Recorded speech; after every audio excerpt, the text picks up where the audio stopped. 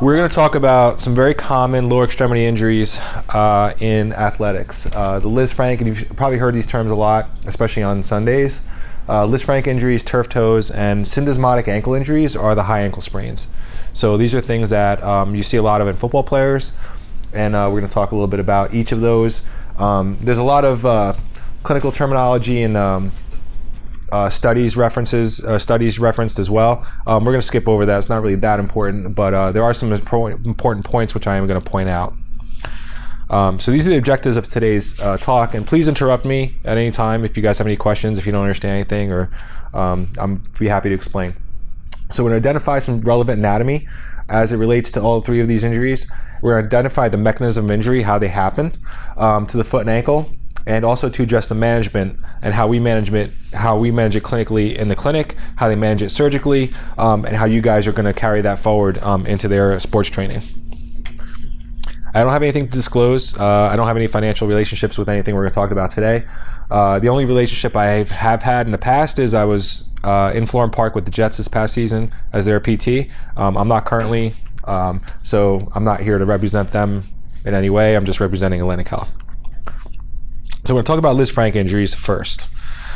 It originated from this guy, Jacques Lisfranc. He lived in the 1800s in France, and he was the first guy to actually describe the injury. So what the injury is it happens when a soldier falls from his horse, his foot's still in the stirrup, so his foot gets torqued. So they actually sustain an injury to their midfoot, and their foot gets twisted.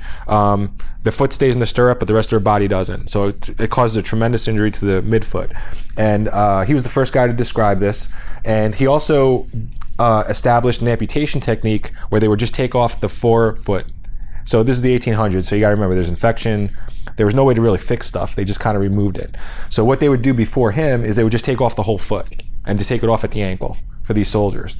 So what he devised was a way to take off just the forefoot and so they could retain the rest of their foot and their ankle. It made them a lot more functional. They could still walk and actually be soldiers most of the time.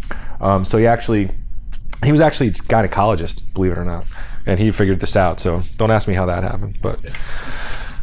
So the definition of a Lisfranc injury is the bonioligamentous injury that involves the tarsal metatarsal joint, and that's where the foot part meets the toe part, right through here. So if it was your hand, it would be this joint right here, okay? 43% of them are due to motor vehicle accidents, about 10% are due to occur in sports, 13% in crush injuries, and 24% from falls, jumps, and twisting injuries. It's the second most common foot injury among college football players. The complex of the Lisfranc includes the articulations between the bones of the foot right here and where they attach to the toes, and that's what they were talking about there with the cuneiforms and the metatarsals.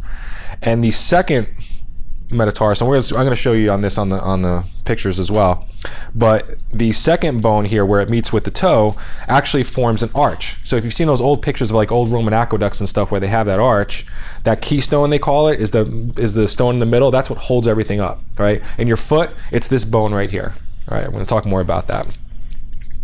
The complex also involves the ligaments and some connective tissue that's within there too. We're going to talk about that specifically.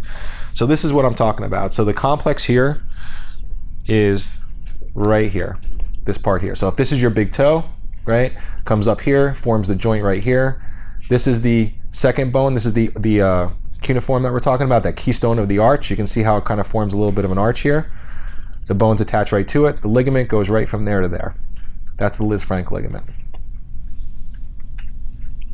So they just talked a little bit about this. I'll go briefly about this. Is there an anatomic predisposition? Do you have certain people have certain shaped foots that actually predisposes them to this kind of injury? So they looked at a smaller ratio of the metatarsal length. So basically they looked at people with shorter second toes, and they figured that those people might have a greater risk of this type of injury because of the way the mechanics are of their foot.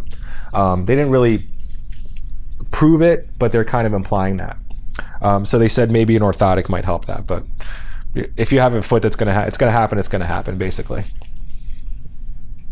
So they had a higher, so this is the key statement here, it had a higher metatarsal angle. So what they mean by that for this study is that if you have a high arch, it actually shapes your foot and predisposes you possibly to have this kind of injury.